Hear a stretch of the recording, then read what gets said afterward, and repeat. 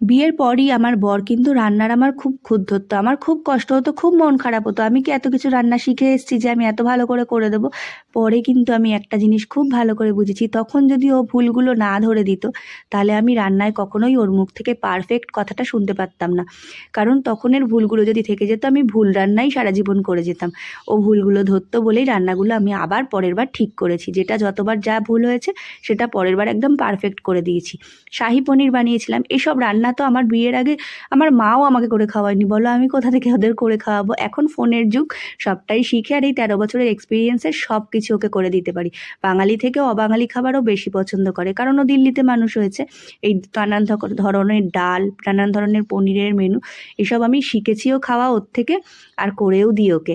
তো পনিরগুলো কেটে নুন আর গরম জল দিয়ে একটু ভিজিয়ে রেখেছিলাম, তারপর একটা ফ্রাই করে হালকা তুলে রেখেছি। 4টে বড় টমেটো আমি পেস্ট করে রেখেছি, আর ওদিকে একটু পেঁয়াজ বেরেস্তা করে একটু কাজু বাদাম ওর সাথে ভেজে নিয়ে একটু দই দিয়ে একটা পেস্ট বানিয়ে রেখেছি। কড়াইতে ঘি আর মাখন গরম করে নিয়েছি, তার মধ্যে 1 চামচ আদা রসুন বাটা দিয়ে ভালো করে কষিয়ে নিয়েছি যাতে গন্ধটা চলে যায়।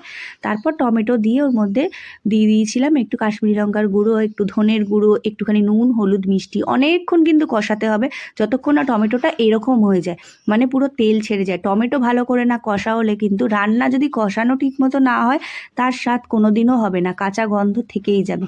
তারপর টমেটো কষে যাওয়ার পর দিয়ে দিলাম ওই কাজু বাদাম আর পেঁয়াজের পেস্টটা। এটাকেও অনেকক্ষণ কষাতে হবে, যেহেতু এতে কাজু বাদাম আছে, এটার থেকেও কিন্তু তেল বেরোবে, তেল বেরোনো অবধি ওয়েট করতে হবে, অতক্ষণ কষাতে হবে। কড়াই থেকে সরলে হবে না, নেড়েই যেতে হবে, নইলে কিন্তু নিচে লেগে যাবে।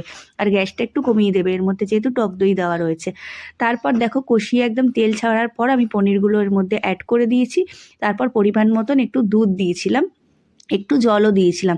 দুধটা আমাদের এত ভালো দেয়, খুব মুখ করি ঠিকই, কিন্তু এত ভালো দেয়, তার ওপর মোটা একটা যে সর পড়ে, ওটাই আমার মালাইয়ের কাজ করে যায়। আলাদা করে আমি মালাই কিন্তু কিনিনি।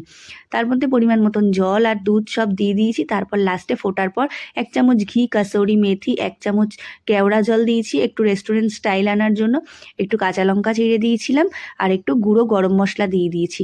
এরকমই শাহি পনিরটা কিন্তু দারুণ হয়েছিল, রুটি দিয়ে আমরা খেয়েছিলাম। আমার বর বলেছে আর একটু গ্রেভি হলে ভালো হতো, যেহেতু আমি এটা শাহি পনিরটা ওকে প্রথম করে খাইয়েছি।